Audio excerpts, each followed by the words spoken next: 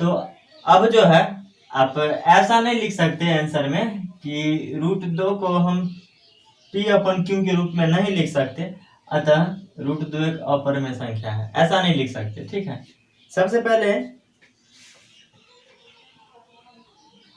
क्या है,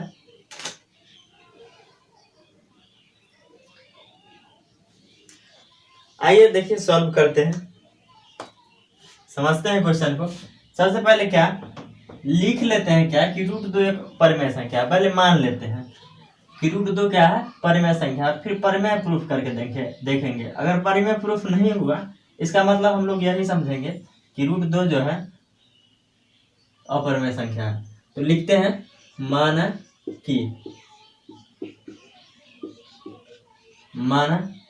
कि यदि संभव हो तो, हाँ संभव हो तो तभी ना मानेंगे, यदि संभव हो तो √2 एक परिमेय संख्या,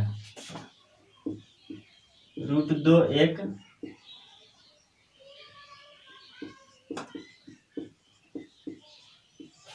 परिमेय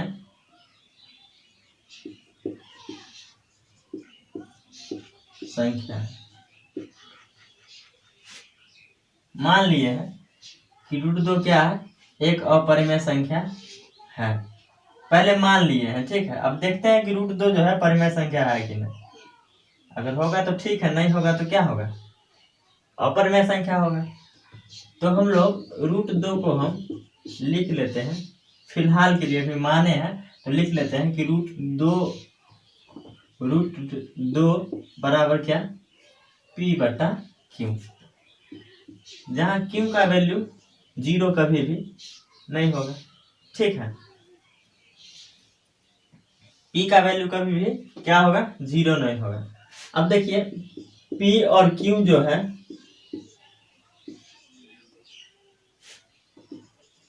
धन पूर्णांक,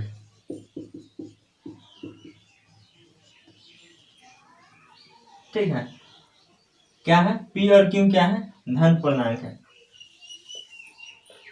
और एक चीज और आपको ध्यान देना होगा, धन पूर्णांक तो है ही, लेकिन एक चीज हम लिख लेते हैं कि P और Q जो है सहअभाज्य संख्याएं हैं। क्या है, सहअभाज्य संख्याएं हैं। P और Q क्या है, सहअभाज्य संख्याएं हैं। अब देखिए सहअभाज्य संख्याएं क्या होता है, सहअभाज्य संख्या का मतलब जो HCF जो होगा किसका, P और Q का जो HCF होगा वो क्या होगा, 1 होगा। ठीक है ना, P और Q का जो HCF होगा 1 होगा, तब क्या होगा, P और Q जो है सहअभाज्य संख्याएं होगा। देखिए एग्जाम्पल लेते हैं, कैसे एग्जाम्पल लेते हैं, तो देखिए अब देखिए कोई दो नंबर है 6 और 7, ये कब सहअभाज्य संख्या होगा, जब इसका HCF जो होगा, HCF 6 और 7 का वो 1 होगा, और 1 होगा तभी हम कहेंगे कि 6 और 7 जो है सहअभाज्य संख्या है। ठीक है, और इसमें कोई कॉमन फैक्टर भी नहीं होगा एक के अलावा।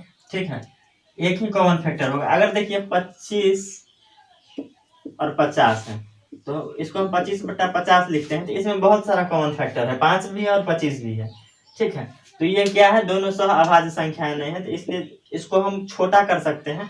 तो 5 से 25 और 5 है 50, फिर 5 दूना 10, सॉरी 5 से कम 5 और 5 दूना 10, तो 1/2 हो गया। तो हम इसको जितना छोटा कर सकते हैं उतना छोटा करके लिख देंगे। ठीक है, तो हमको ये वाला फॉर्म चाहिए, एकदम मतलब सरलतम रूप चाहिए, सिंपलेस्ट फॉर्म चाहिए 1/2। तो जिसका जो कॉमन फैक्टर होगा वो 1 होगा, और 1 के अलावा कुछ नहीं होना चाहिए। तो इसका भी कॉमन फैक्टर क्या है, 1। तो यहाँ पर भी है, हमने माना है कि P और Q क्या है, सहअभाज्य संख्या, अर्थात HCF जो होगा P और Q का 1 होगा। तो इधर जो है फालतू की चीजें हैं, तो हम इसको जो है इधर हम मिटाते हैं। ठीक है, इधर क्या करते हैं, मिटाते हैं। अब देखिए इतना तो मान लिए हैं, अब करते क्या है, अब आते हैं प्रश्न पे √2 बराबर हम P/Q लिख दिए। यहां तक बात समझ में आई। अब हम करेंगे क्या कि दोनों तरफ वर्ग करेंगे। दोनों तरफ वर्ग करने पर, दोनों तरफ जब हम वर्ग करेंगे तो इधर √2 में भी वर्ग करेंगे और इधर P/Q में भी वर्ग करेंगे, तो ये 2 हो जाएगा और ये P²/Q² हो जाएगा। ठीक है, इधर क्या हुआ 2 हुआ और इधर क्या हुआ P²/Q²। अब देखिए इस चीज को हम 2Q² बराबर क्या लिख सकते हैं P² और फिर Q² बराबर क्या लिख सकते हैं P²/2। क्या लिख सकते हैं P²/2 लिख सकते हैं कि नहीं लिख सकते हैं। अब देखिए, अब जो है अभी हम कुछ देर पहले हम लोग थ्योरम पढ़े हैं। क्या पढ़े हैं थ्योरम में, सो देखिए थ्योरम में हम लोग क्या पढ़े हैं, सो देखिए। अगर 2 P² को विभाजित कर सकता है तो 2 जो है P को भी विभाजित कर सकता है। हम लिखेंगे अगर 2, यहाँ पे लिखते हैं अगर 2 P² को विभाजित कर सकता है, विभाजित करता है, तो 2 जो होगा P को भी विभाजित करेगा, P को भी विभाजित करेगा। अभी इतना हम लोग पढ़े थे थ्योरम में, पढ़े थे कि नहीं पढ़े थे। तो यहाँ इतना जो होगा, ठीक है, तो P/2 बराबर क्या होगा P/2। अब देखिए जब विभाजित कर सकता है तो हम इसको लिख सकते हैं P/2 और यहाँ पर इसके बदले में कोई नंबर ले लेते हैं, क्या कोई भी नंबर जिसको C मान लिए। ठीक है, अब इसको क्या लिखेंगे P/2C हम लिख सकते हैं कि नहीं लिख सकते हैं, लिख सकते हैं, कोई दिक्कत। अब जो है, अब देखिए आप इस चीज को आप √2Q बराबर P लिख सकते हैं, नहीं लिख सकते हैं। तो अब जो है हम इसी चीज को लाते हैं यहाँ पर क्या लाएंगे कि पुनः हम जो बात करेंगे वो क्या करेंगे कि √2Q लिखेंगे, √2Q बराबर P के जगह पे हम लिखेंगे 2C। ठीक है, क्या लिखेंगे 2C। फिर से हम वर्ग करेंगे तो दोनों तरफ वर्ग करने पर, तो दोनों तरफ वर्ग करने पर, अब जब देखिए दोनों तरफ वर्ग करेंगे 2Q² और यहाँ पर 4C², यही होगा ना, तो 2 कट जाएगा तो Q² बराबर 2C²। ठीक है, तो Q²/2 बराबर क्या होगा C², यही होगा, क्या होगा C²। अब देखिए अगर हमको लगता है जगह नहीं बचेगा, हम पीछे से लेते हैं। अगर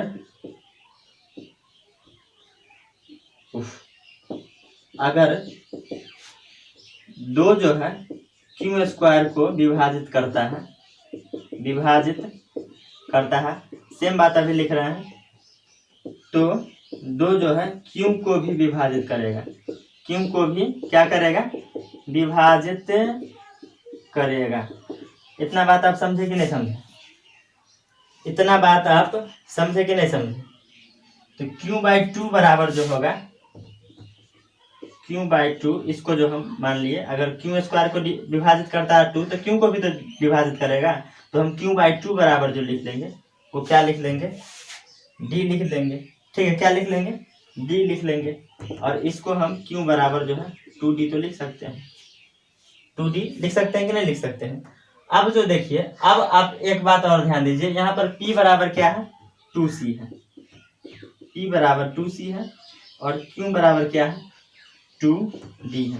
अब देखिए दोनों में कॉमन फैक्टर क्या आ गया 2 आ गया। आप देखिए दोनों में ये जो है ये दोनों कॉमन फैक्टर आ गया, लेकिन हम लोग जो माने थे कि कॉमन फैक्टर क्या होना चाहिए 1 होना चाहिए। ठीक है, 2 नहीं होना चाहिए, लेकिन 2 हो गया। इसका मतलब ये कि हमारी जो मान्यता थी वो मान्यता क्या हुई गलत हो गई। ठीक है, हमारी जो मान्यता थी वो मान्यता क्या हो गई, गलत हो गई। तो हम लिख सकते हैं कि अतः हमारी मान्यता गलत हुई कि √2 एक परिमेय संख्या है। ये जो हम माने थे ये गलत हो गया, ठीक है। अतः हमारी मान्यता गलत हुई कि √2 जो है एक अपरिमेय संख्या है, ठीक है। हमारी मान्यता गलत हुई कि √2 एक परिमेय संख्या है। अतः √2 जो है, √2 एक अपरिमेय संख्या है, एक अपरिमेय संख्या है, ठीक है। बस यही चीज प्रूफ करना था, थोड़ा सा क्या हुआ कि बड़ा हो गया, लेकिन कोई बात नहीं। नेक्स्ट क्वेश्चन जब हम लेंगे तो उसको जो है हम आसान और क्लियर करने का थोड़ा सा कोशिश करेंगे। तो आप इस चीज को अगर समझ गए होंगे तो भी ठीक है, अगर नहीं समझे होंगे तो फिर से आप इस चीज को देखिएगा, आपको बिल्कुल समझ में आ जाएगा, कहीं पर कोई दिक्कत नहीं होगा, ठीक है। तो हम नेक्स्ट क्वेश्चन जब लेंगे तो आपको बिल्कुल समझ में आ जाएगा, ठीक है ना। तो इस चीज को नोट कर लीजिए। अब आपके सामने जो है क्वेश्चन दिया हुआ है, सिद्ध कीजिए कि √3 एक अपरिमेय संख्या है, ठीक है। अभी जो है √2 को हम प्रूफ करे हैं, अब देखिए √3 को प्रूफ करते हैं, ठीक है। तो लिख लेते हैं, माना कि यदि संभव हो तो √3 एक परिमेय संख्या है, ठीक है। इतना तो लिखना ही है आपको। आप स्टेप समझ लीजिए, 1 बाय 1 स्टेप समझ लीजिए कि आपको क्या क्या लिखना है एग्जाम में। तो लिखते हैं कि माना कि यदि संभव हो तो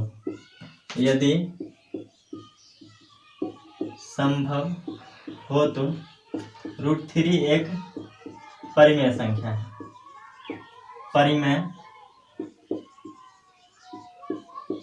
है, जिसका सरलतम रूप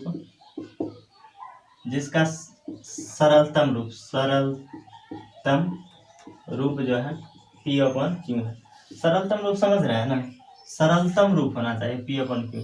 सरलतम रूप मतलब कि जिसका कॉमन फैक्टर 1 होना चाहिए। सब इसी देखिए होता क्या है, बात समझ में ना आए लेकिन सब कुछ छुपा हुआ रहता है इसके अंदर। सरलतम रूप P/Q है। सरलतम रूप मतलब 3/5 सबसे सरलतम रूप है। अब इससे ज्यादा इसको छोटा किया नहीं जा सकता है, लेकिन अगर हम 15/10 लिखे तो ये सरलतम रूप नहीं है।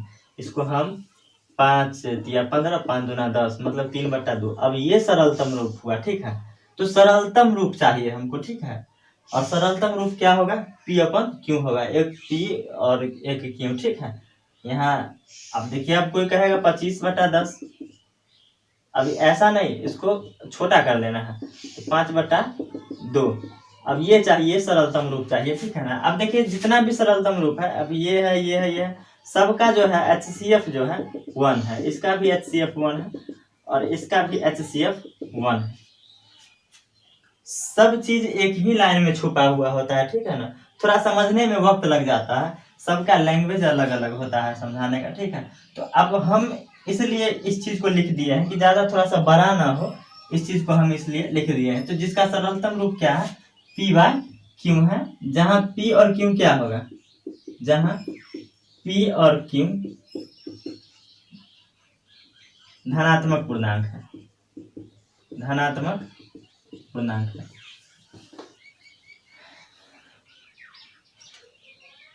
अब हम इसको P और Q सह अभाज्य संख्या है ये भी लिख सकते थे, लेकिन इस चीज को तो हम इसमें ही छुपा दिए हैं। अगर धनात्मक पूर्णांक भी लिखते हैं तो कोई दिक्कत नहीं है। P और Q क्या है, धनात्मक पूर्णांक, ये भी धन पूर्णांक, ये भी धन पूर्णांक, ये दोनों धन पूर्णांक, ये भी दोनों धन पूर्णांक। समझ में आ रही है बात। तो इतना तो लिख दिए, ठीक है। अब जो है हम क्या करेंगे, √3 को हम P/Q के इक्वल करके हम लिख देंगे, लिख दिए। अब स्टेप यही है, अगला स्टेप कि दोनों तरफ हमको वर्ग करना पड़ेगा। दोनों तरफ वर्ग करने पर इसको √3 का स्क्वायर होगा और ये स्क्वायर होगा, ठीक है। √3 का स्क्वायर क्या होता है, 3 होता है, और ये P² बटे Q² होता है। इतना बात समझ में आया कि नहीं आया। चलिए अब नेक्स्ट स्टेप जो होगा वो क्या होगा, 3Q² ऐसा हो सकता है? अब 3q बराबर पी स्क्वायर बाई क्यू होगा कि नहीं होगा? 3q equal to P square by Q होगा। अब देखिए ये 3q जो है ये पूर्णांक है, क्या है? पूर्णांक है। और ये क्या है? भिन्नांक है। भिन्न है ना, तो कभी भी पूर्णांक और भिन्नांक जो है इक्वल नहीं हो सकता है, जो असंभव है। क्या है? असंभव है। कभी भी पूर्णांक और भिन्नांक जो है इक्वल नहीं हो सकता है, ठीक है। अतः हम लास्ट में लिख सकते हैं हमारी मान्यता गलत हुई। हमारी मान्यता गलत हुई कि √3 एक परिमेय संख्या, परिमेय संख्या है। अतः क्या होगा? √3 जो होगा, √3 जो होगा क्या होगा? एक अपरिमेय संख्या होगा, एक अपरिमेय संख्या, अपरिमेय संख्या है। और यही चीज प्रूफ करना था। बस उतनी बड़ी चीज को हम लोग क्या करें, इतना छोटा लाइन में लिख दिए। और बस इसमें भी आपको जो है 3 नंबर देने से कोई नहीं रोक सकता। अगर 3 नंबर का है तो 3 नंबर मिलेगा, 2 नंबर का है तो 2 नंबर मिलेगा, ठीक है। लेकिन मिलेगा जरूर, ठीक है, नंबर कटेगा नहीं। पैटर्न आप इस चीज को याद रखिए और बस इसी चीज पर आप क्वेश्चन को सॉल्व करिए। अब देखिए इसमें एक और क्वेश्चन है, हम ले लेते हैं उस चीज को। अब जो है √3 जो हो गया, तो आप √5 को भी प्रूफ कर सकते हैं, 6, 7 और अदर भी कर सकते हैं। लेकिन थोड़ा सा हट के लेते हैं क्वेश्चन। क्वेश्चन क्या ले हम? क्वेश्चन हम लेते हैं, क्वेश्चन जो लेंगे आपके एग्जाम्पल का ही क्वेश्चन है कि 5 - √3 एक अपरिमेय संख्या है, दर्शाइए। कह रहा है कि दर्शाइए कि 5 - √3 एक अपरिमेय संख्या है। थोड़ा सा हट के ले लिए हैं हम। दर्शाइए कि 5 - √3 एक अपरिमेय संख्या है। तो अब इस चीज को भी दिखाना है, तो सबसे पहले करना क्या है कि इतना बात जो है सब में लिखना है, इतना बात जो है सब में लिखना है। तो चलिए वही बात करते हैं। माना कि यदि संभव हो, माना कि यदि संभव हो तो क्या 5 - √3 एक परिमेय संख्या है, एक परिमेय संख्या है। 5 - √3 एक क्या क्या है? परिमेय संख्या है, जिसका सरलतम रूप क्या होगा?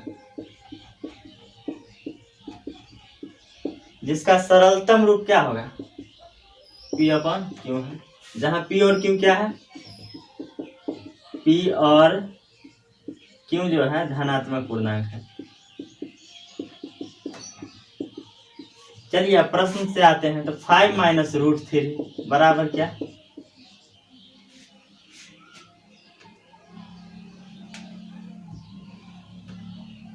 इतना लिख दिए। अब आते हैं नेक्स्ट स्टेप पे। 5 है, P/Q जो है इधर माइनस में आ जाएगा और ये प्लस में चला जाएगा। इसमें एलसीएम लेते हैं, 5Q - Q।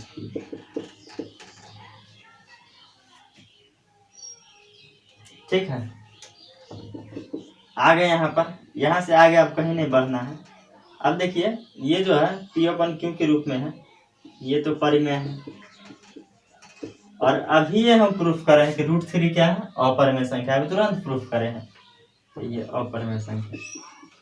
आप समझिए इस चीज को कि कभी भी परिमेय जो है अपरिमेय के बराबर होगा, कभी भी, कभी भी होगा। परिमेय संख्या जो है अपरिमेय संख्या के बराबर होगा? कभी नहीं हो सकता है, जो असंभव है। क्या है? जो असंभव है। अतः हमारी मान्यता गलत हुई। कि 5 माइनस रूट 3 एक परिमेय संख्या है। पहले तो हम लोग परिमेय मान लेते हैं और फिर परिमेय नहीं होता है तो क्या करते हैं, अतः 5 माइनस रूट 3 क्या होगा,